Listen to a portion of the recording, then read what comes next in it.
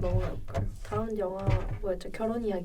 결혼 이야기 너무 좋은데. 결혼 이야기는 노아 바움백이라고 감독이 전작이 미스티리스 아메리카랑 프란시스 하라는 그 전작으로 우리나라에 꽤나 팬덤이 좀 있는 감독이더라고요. 사실 전 잘 몰랐었는데 아무튼 그런 감독이고 배우로 배우진이 굉장히 화려한 영화이기도 한데 아담 드라이버는 사실 그렇게 많은 분들이 아시지 않겠지만 어떤 매니아들은 스타워즈 시리즈랑 이번에 리부트된 시리즈 속을 통해서 알고 계실 수도 있고 패터슨이라는 영화로 아마 마니아들은 좀 알고 계실 거예요. 뭐 스칼렛 요하스는 말할 필요도 없고 로라 던 등등의 배우들도 다 각자의 인지도를 가지고 있는 그런 쟁쟁한 배우진들이 나오는 영화죠. 맞아요. 이 영화는 제목이 다다.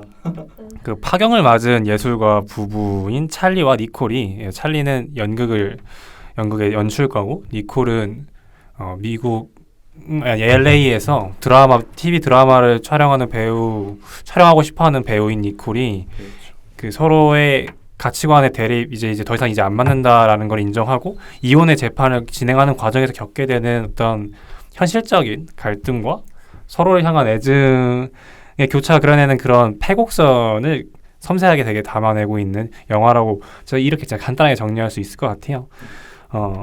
근데 이게 줄거리 설명만 들어도 아시겠지만 이 영화가 제목은 결혼 이야기인데 이 영화는 이혼에 대해서 이야기를 하고 있는 굉장히 모순적인 느낌이 드는 그런 영화인데 근데 그러면 이런 의문이 따라오겠죠. 왜 제목은 결혼 이야기인데 안에서는 이혼 절차를 밟고 있는 부부가 나오나 라는 얘기를 하면 이게 그 감독의 인터뷰에서 한 대목을 따서 대답을 할 수 있을 것 같은 게 감독이 이혼에 대해서 이런 얘기를 했더라고요.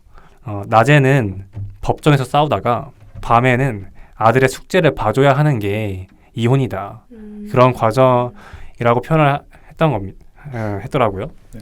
그러니까 노아 바움백 감독이 생각하기에는 이혼이라는 과정까지도 그게 끝에 다다라서 더 이상 이혼이라는 그 절차가 끝나서 완전히 남으로 갈라지기 전까지는 이혼도 결혼의 일부다. 그런 생각이 반영된 제목인 것 같아요. 그 이혼에 대한 본인의 생각이 영화를 보기 전과 후에 좀 바뀌었나요? 저요? 네. 개인적으로. 그렇죠. 근데 사실 이 영화에서 가장 인상적인 부분은 바로 그거였던 것 같아요. 저희 나라도 워낙에 이혼이라는 소재를 굉장히 많이 쓰잖아요. 영화에서보다는 드라마에서 훨씬 많이 쓰고. 네. 사실 뭐 지금까지 다른 영화들에서도 많이 나왔겠죠. 근데 물론 이혼을 아예 중심에 두고 만들어진 영화나 드라마는 별로 본 적이 없는데 드라마는 많구나. 드라마는 많은데 거기에서 보면은 그 이혼하는 부부들의 모습이 보편적으로 이런 거잖아요. 서로에 대한 애정이 다 바닥에 나 있고 약간 서로를 향한 증오만 남아있는 상태로 그리는 경우가 대부분이잖아요. 그런 절차를 밟는 과정에서 양육권은 누가 갖냐, 위자료를 누가 더 많이 무냐 이런 문제로 다투는 모습으로만 그려져 왔었는데 사실 그게 우리한테 좀 더 직관적으로 다가오는 모습이고 좀 더 보편적으로 다가올 만한 묘사일 텐데 이 영화는 그런 묘사를 아예 피하고 있는 거죠. 결혼 이야기라는 제목 안에서 이혼하는 부부의 모습을 보여주고 있지만 이 부부를 보면은 이 묘한 게 이 두 사람 사이에 애정이 바닥났다는 느낌이 전 들지 않거든요. 네. 그러니까 섭섭해서 이게 보고 나면은 이런 생각이 자연스럽게 들게 되는 거예요. 이혼을 하는 사람들 사이에서도 사랑이 분명 남아 있겠구나. 그러니까 이혼을 결정하는 뭐 이유 중에 하나는 사랑이 서로에 향한 애정이 남아 있지 않기 때문이겠지만 어떤 부부는 여전히 사랑하고 있음에도 불구하고 자기 자신을 위한 선택으로서 이혼을 하는 걸 수도 있겠구나라는 생각이 드는 거예요. 영화 안을 보면은 이 두 부부가 이혼을 결심한 이유는 자기 삶을 찾기 위한 거였었거든요. 사실 영화에서 좀 더 스칼렛 요한슨이 맡은 니콜의 편을 좀 더 들어주는 편이죠. 왜냐하면 니콜은 그거 어디죠? 그 연극 거기가 어디? 브로드웨이에서 천재 연출가로 인정받는 그 아담 드라이버의 생활에 다 맞춰주고 있었거든요. 그쪽이 아마 뉴욕이고 니콜은 LA인데, 그러니까 일평생을 결혼한 이후부터는 일평생을 그 뉴욕에서만 살았던 거예요. 그러면서 그 사람을 위해서 배우 연기를 계속 이어가 왔고, 하지만 니콜이 바라는 새로운 삶을 찾고 만 거죠. 그동안은 계속 아담 드라이버 아니 그 찰리의 어떤 페르소나 같은 역할을 해왔었는데 그래서 그동안 시나리오가 안 들어왔었는데 이게 새로운 드라마를 연출하는 감독이 당신의 이미지 너무 필요하다 하면서 LA에서 극본을 보낸 거죠. 너무 이게 그녀한테 인생의 분기점이 되고 이제 내 삶을 찾아야겠다는 생각에 이혼을 결심하게 된 거예요. 그러니까 여전히 서로를 사랑하고 있는데 이 사람과의 결혼 생활을 유지하면 자기 자신의 삶이 멀어지고 있는 거죠. 자기 자신을 위한 선택으로서 이혼을 결심한 부부들도 있겠구나. 그래서 이 영화의 결말을 보면은 이런 식으로 헤어지고 나면 이 두 사람은 남남이 되는 게 아니라 새로운 형태의 가족이 되는구나. 그러니까 부부가 아닐 뿐이지 가족이긴 가족이다. 왜냐면 그 중간에 아들 레미가 있으니까요. 그 헨리 쪼꼬미가 되게 연기도 잘하는데 그런 면에서 굉장히 새로운 면을 발견하게 해주는 그런 영화였던 것 같아요. 결혼이라는 일에 대해서. 저는 좀 인상을 받은 부분이 그 포스터를 보면은 딱 세 가족이 딱 나오잖아요. 엄마, 아빠, 아들 이렇게 나오는데 이 영화가 그 현실성을 되게 극대화한 것처럼 보인 게 아이의 입장에서 묘사한 게 없더라고요. 저는 그게 좀 놀랐어요. 맞아요. 아이는 항상 이렇게 옆면을 찍는다던가 이제 잠에 들지 못하는 얼굴이 있는데 거기를 집중을 안 하는 거예요, 영화가. 보통 이제 그 사이에서 고통받는 아이를 묘사하기 마련인데 그 연출에서는 이제 의도적으로 아이를 배제함으로써 아이가 그 과정에서 어떻게 상처를 받는지도 담지 않았나 싶어요. 근데 그것도 그건데 영화에서 사실 아이가 배제되는 것도 맞는데 사실은 이 두 부부마저도 배제가 돼 있는 거죠.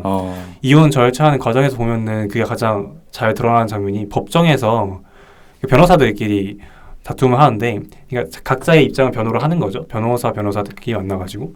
근데 이야기를 하는 건 물론 그 소스를 던져준 건 그 찰리와 니콜이겠지만 모든 이야기를 다 그 변호사들이 하고 있는 거예요. 치열하게 침 튀기면서. 근데 그 과정에서 그 찰리랑 니콜의 옆 얼굴을 보여주는데 서로는 굉장히 얼굴이 썩어 있는 거죠. 이걸 원하는 게 아니었는데 내가 지금 이게 하고 있는 게 맞나? 하지만 그런 결과가 상관없는 거예요. 근데 이건 변호사들의 일로 넘어가는 순간부터 그 부부의 일은 소재가 되는 거죠. 파일 안에 들어가는 그런 케이스 중에 하나가 돼버리기 때문에 그런 면에 있어서 이혼 과정에서는 부부마저도 배제되어 있는 모습을 그렇게 표현한 것 같아서 그것도 되게 인상적이었던 것 같아요. 저는 그 이 영화 보면서 생각난 영화가 그 레볼루셔너리 로드라는 영화죠. 되게 비슷하면서 다른데. 케이트 윈슬렛. 네, 케이트 윈슬렛이랑 디카프리오가 제 인생 영화 중에 하나인데. 저도 정말 좋아. 이 영화에서 제가 제일 좋아했는 장면이 케이트 윈슬렛이랑 레오나르도 디카프리오가 거의 격투에 가까운 부부 싸움을 보여주는데 그게 정말 잊혀지지가 않는 거예요. 그거 보시면은 진짜 와 이게 수준 이상의 오른 배우들끼리 만나면은 이 공기마저도 이게 달라지는구나 약간 그런 느낌이 들었던 좋은 굉장히 훌륭한 연기 보여주는데 제가 봤던 부부 싸움 시퀀스 중에서 그게 최고였었거든요. 근데 결혼 이야기를 보고 두 번째 생긴 것 같아요. 이게 이제 서로 이게 아까 변호사들끼리 그런 침튀게 다투는 그 절차에 지친 거예요. 이 두 사람이. 그래서 이제 그냥 우리끼리 말로 풀어보자 하고 만났는데 이게 잘 안 되는 거죠. 그러다 보니까 서로를 설득하려고 하다 보니까 감정이 격해져서 서로를 향해서 이게 저주의 말을 쏟아붓기 시작하는 거예요. 어떤 말까지 하냐면 이제 당신의 손이 닿았던 내 몸을 그냥 피부를 싹 다 찢어버리고 싶다 이런 말도 하고 그 찰리는 진짜 헨리만 무사하다는 보장이 있다면 당신이 그냥 차를 타고 가다가 교통사고로 죽었으면 좋겠다고 이런 비수 꽂는 말까지 다 하는데 근데 여기까지 끝났으면 그냥 흔한 부부 싸움이었겠죠. 근데 이 영화는 흔하지 않지만 뭐 분포 쓰고 그냥 그런 장면이겠거니 했는데 이 말을 딱 뱉고 나서 찰리가 확 무너져 내리는 거예요. 주저앉아서 막 자기 감정을 못 견디고 막 쏟아내는 거죠. 근데 그 장면에서 느껴지는 게 저는 이 장면이 그 전까지는 서로 약간 어른스러운 척하면서 약간 이성적으로 어른스럽게 문제를 해결하려고 하는 모습을 보이다가 이 장면에서 처음으로 두 사람이 모두 이성을 잃고 굉장히 감정적이고 격정적으로 어떻게 보면은 가장 추한 모습을 보여주는 장면인데 이 장면이 역설적으로 가장 아름답게 보이더라고요. 왜냐하면 이 두 사람의 사이에 사랑이 남아있다는 걸 가장 잘 보여줬던 장면이었던 것 같아요. 그러니까 이 사람은 나한테 이런 말을 들을 사람이 아닌데 라는 걸 그런 걸 깨닫는 순간인 거죠. 그래서 내가 이 사람과 사랑을 했고 그래서 결혼을 했고 지금까지 이 과정에 이르기 전까지만 해도 결혼 생활 이어왔던 건데 어쩌다가 우리가 이렇게 됐나 라는 그 자괴감에 빠진 애들은 그 순간이 오히려 이 두 사람 사이에 남아있는 그 애정의 잔여물로 남아있는 그 애정을 확인시켜주는 그런 장면이 아니었나 싶어서 전 제일 좋은 장면이라 생각합니다. 사실 너무 좋은 대사들이 많고 좋은 장면들이 많지만 그 중에 굳이 하나를 꼽자면 이 장면이었던 것 같아요. 파이팅하는. 그 노아 바움백 감독의 전작을 제가 급하게 봤는데 어제 새벽에 미스트리스 아메리카를 보고 오늘 프란시스 하는 좀 흑백이어가지고 좀 약간 제 취향이 아니더라고요. 약간 아니, 안 봤는데 할 것 같아서. 느낌이에요. 그래서 위와 포스터가 영과 다 할 것 같은. 그 위와 영이랑 프란시스 하자 뭘 볼까 하다가 그냥 급하게 위와 영을 봤는데 근데 이 두 작품을 봤을 때는 드는 생각은 감독이 결혼 이야기로 확 떴구나. 그러니까 인지도를 말하는 게 아니라 만들어내는 힘이 미스트리스 아메리카 정말 재미있는 영화이긴 한데 그리고 위와 영도 되게 보면은 공감도 많이 되고 그럴 만한 이야기이긴 한데 다 좀 산만한 느낌이었거든요. 두 영화 다. 성향도 좀 많이 강한 맞아요. 느낌이. 이게 뭔가 서로 말도 계속 말이 너무 많고 근데 말하고자 하는 바도 너무 많아서 그 장면이 되게 길었던 것 같아요. 그 대사를 말하는 장면이 너무 길어가지고 이걸 어떻게 했을까 싶을 정도로. 이게 좀 결혼 이야기도 그렇게 각본에 굉장히 공을 많이 들이는 감독인데 티키타카를 되게 중요하게 생각하는 것 같아요. 그러면서 봤을 때 두 작품 그 전작들도 보는 재미가 있지만 약간 이런 느낌 드는 거죠. 보고 나서 사실 뭘 얘기하고 싶은 거야? 이런 느낌이 드는 거죠. 근데 결혼 이야기는 확실하게 말하고 싶은 바를 정확하게 거기에만 온갖 걸 다 쏟아부은 느낌?